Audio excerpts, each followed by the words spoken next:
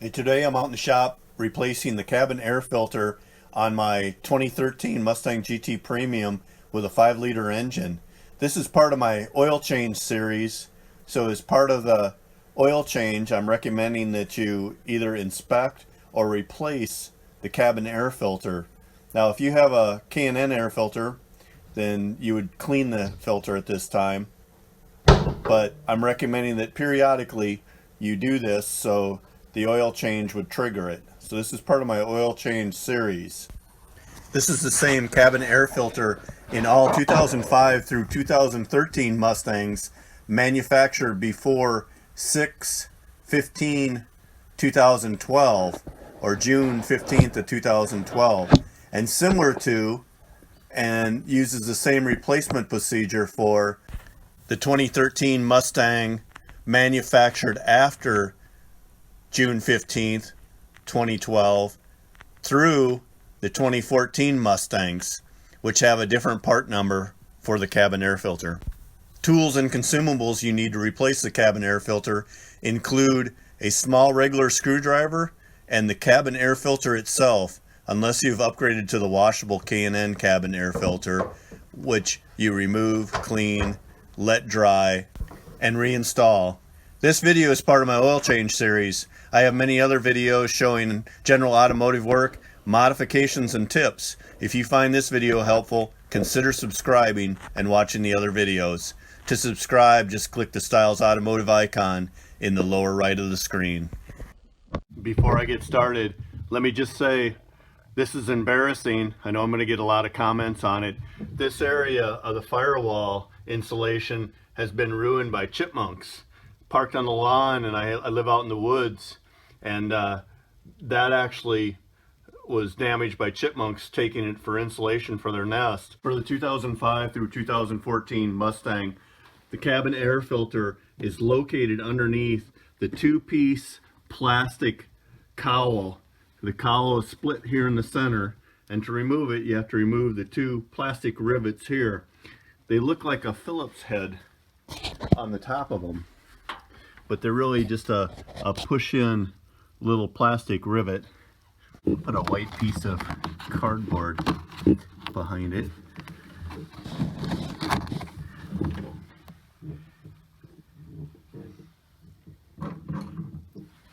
And you see the rivet sticking through.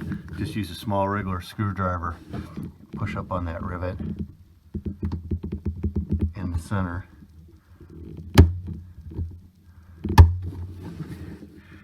That little rivet out. See, it's not really threaded, it's ribbed, but it looks like a Phillips head on the top of it. If it's blind and you can't get underneath it, you can turn it with a Phillips head, and as you turn it, use a utility knife and try to get up underneath it and pry it up as you're turning it. So then the rest of the rivet just pushes out. To remove the plastic cowl and not break the little plastic tabs, you want to remove the cowl straight up, and to do that you need to get that right side wiper out of the way, so position them straight up prior to removing the cowl. You saw me do that during the introduction of the video.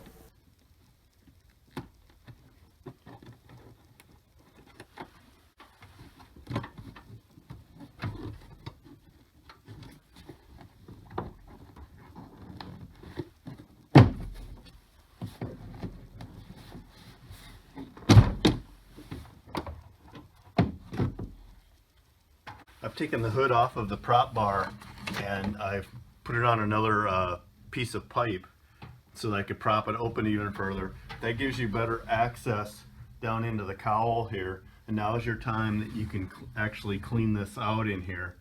To get the filter out, it's clipped here on the top, or it just pushes in, locks in right here.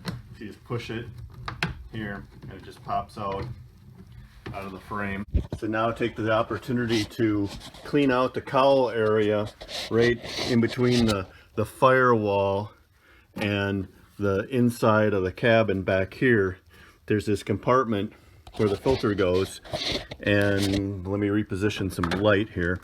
And if I can show you this, well, there's a drain in here that you need to clean periodically, and it has this rubber grommet in it. Oh, mine's really dirty. That acts somewhat like a valve, I suppose. It's supposed to be closed at the bottom and allows air and water to flow out of it. I need to clean this before putting it back, but it's in an oval slot here that goes to down onto the frame, it looks like, right there, and the air conditioning lines are right there, and then the exhaust and starter are below. But now you can see how dirty it is in there. I don't know when the last time it is I've cleaned that, but I use a little paintbrush and get down there and clean it. And since I'm here, here's the frame, so you can see the slots down here on the bottom. The slots down here on the bottom where the frame of the filter goes in, and then the two slots on the top here, one here and one here. You just pull this back to get the filter housing out. And then of note here, there's a screen down there before the air inlet screen. Then I've cleaned up the parts. The valve has a part number on it. It's a Ford Motor Company part, 4R3301523-AC B491DL1. I'm going to install that back into its slot. Before I install the new K&N filter into the frame, this is one thing that's of note. The old filter's extremely dirty. I haven't replaced it in 50,000 miles or more, a long time. I didn't really think I was operating in that dirty environment. But anyway, most people think that the arrow is the airflow. This is the outside. It flows that way, but this is, it says on the note here, assemble this way or assemble this direction is what it says. So it goes into the frame from the inside of the car to the out.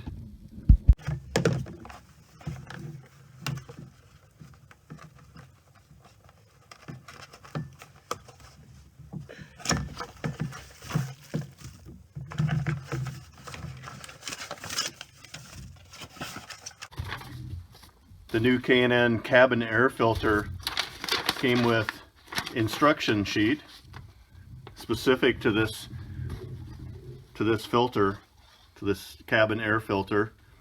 It tells you how to do it.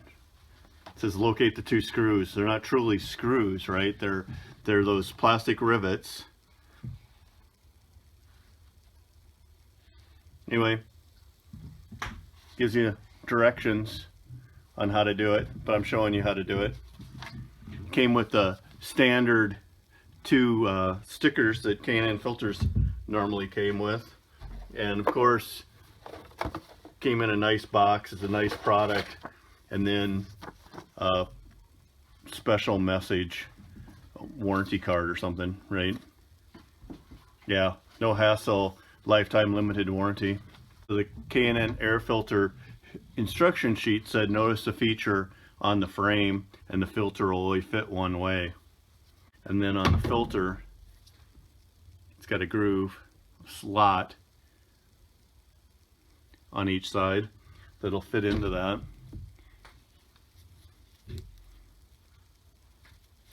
See if it fits in there like it's supposed to. And there's only one K&N air filter part number for 2013 and 2014. Halfway through the 2013 year, Ford changed filter part numbers, and that's in the video description, the two different part numbers. But there's only one K&N filter, so it must fit both. So again, here's the bottom with the two tabs, and then the top.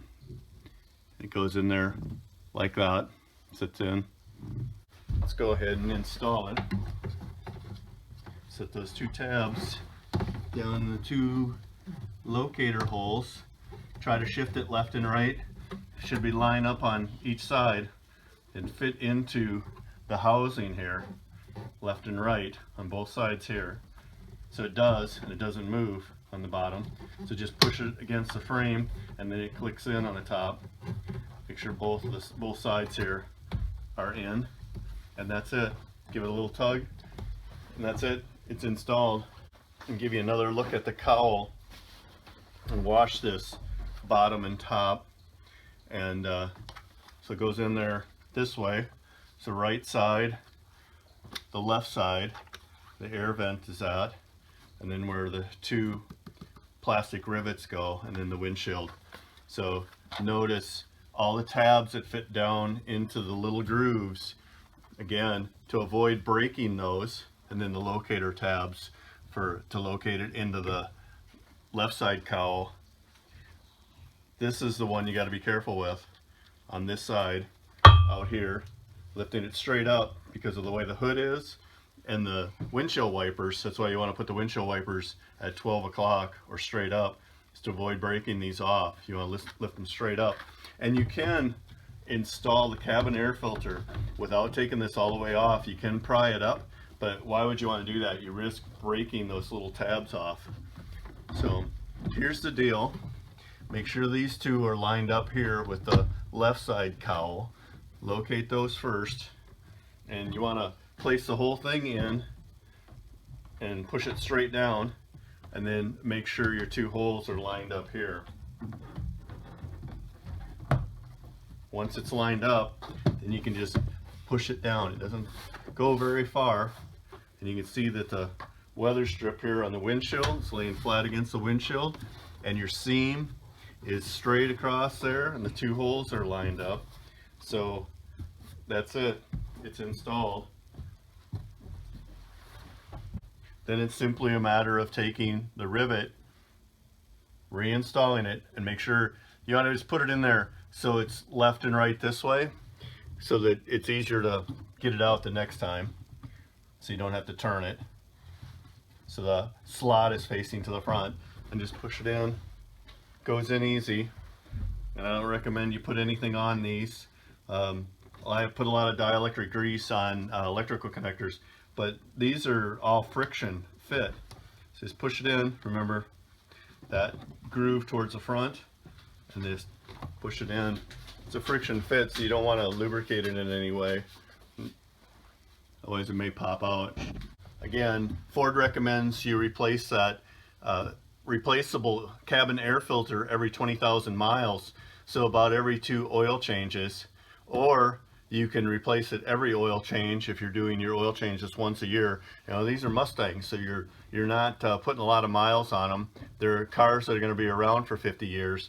So, you know, to do your periodic maintenance, you know, you may be just doing that oil change once at the beginning of the season. Well, that's what I recommend you write in your maintenance logbook when you plan on changing that, every 2 oil changes or just every season.